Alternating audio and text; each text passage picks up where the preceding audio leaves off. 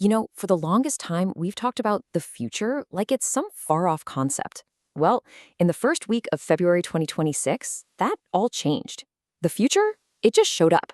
It's here in our news alerts, in our software updates, and in the very foundation of our economy. What was once just an abstract idea is now our tangible daily reality. So I've got to ask you a question. What in the world do a US presidential order on AI, a sudden tech market crash, and a brand new type of quantum computer all have in common? I know, they sound completely random, right? But they're not. They're all pieces of the exact same puzzle, telling one single story about the world we're living in right now. And we're going to piece it all together. Okay, so here's our game plan. We'll start with what I'm calling the code of power. Then we're going to follow the money, the massive billion-dollar bets being placed. After that, we'll see how all this stuff is actually upgrading your world, your daily life. We'll take a peek at the mind-bending quantum frontier and then wrap it all up by figuring out how we're supposed to navigate this incredible tsunami of change.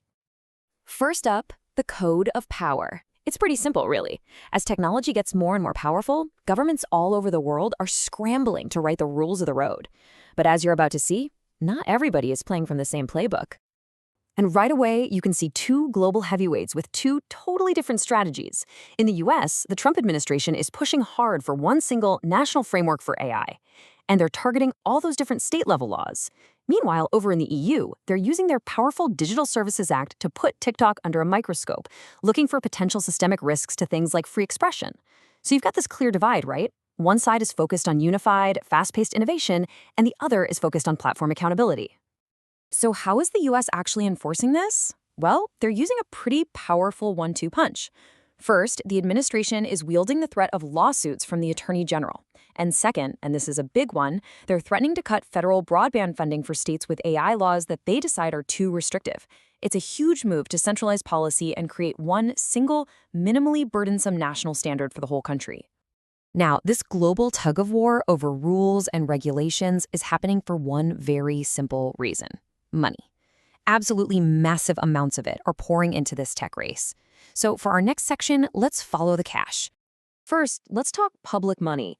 The US government is using funds from its CHIPS Act, the one designed to boost manufacturing at home, and it's offered up to $1.6 billion to a company called USA Rare Earth.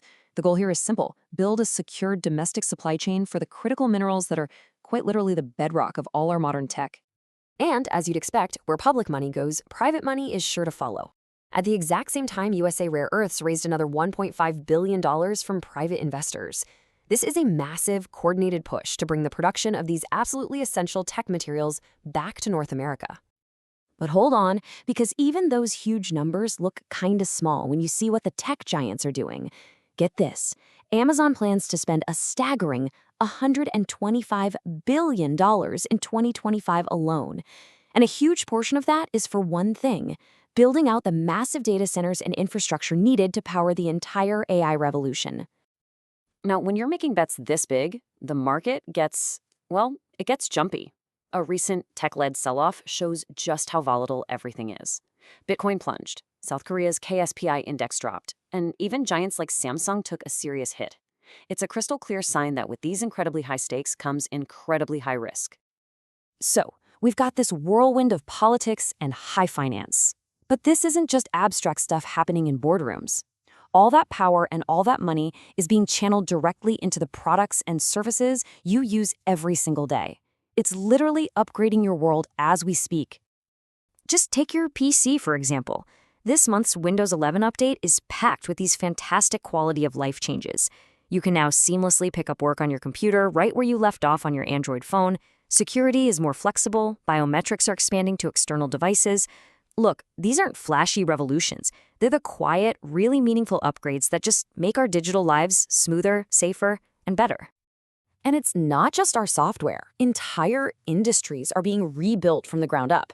Just this week, 3 major corporations announced they're teaming up to build a new plant in Canada specifically for electric vehicle parts. This is the new supply chain for the age of electrification, being built right before our eyes. These upgrades are also changing our health. Now, to understand this next bit of news, we need to know one key term: biosimilar medicine, All it really means is a product that's super similar to a complex, name-brand drug, but it's often way more affordable. And this is the important part. It has no meaningful clinical differences. Which brings us to this amazing breakthrough. A company called Alvotech just announced positive results for a biosimilar version of Entyvio. That's a blockbuster drug for Crohn's disease that had over $6 billion in sales just last year.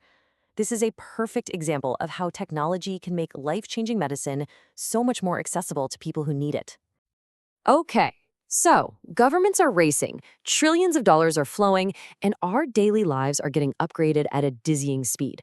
But underneath all of this, another, even bigger wave is building, and that is the quantum frontier. Let's talk about that quantum frontier. For years and years, it's been the stuff of theory, of science fiction, of university labs, but that is all changing. This quote from Michelle Simmons, the CEO of Silicon Quantum Computing, just nails it. Her company just launched something called Quantum Twins. Now, this isn't a general-purpose quantum computer like you might be thinking. It's a specialized simulator that uses an incredible number of quantum bits, we're talking 15,000 of them, to create a digital replica of chemical interactions right at the atomic level. This is a tool, available today, that lets scientists discover new materials in a way that regular computers, well, they just can't even come close. So, we've just taken a snapshot of a few days in February 2026. After all that, what's the big picture? What have we really learned about this new reality, this new shoreline that we're all standing on? Let's just quickly recap what we've seen.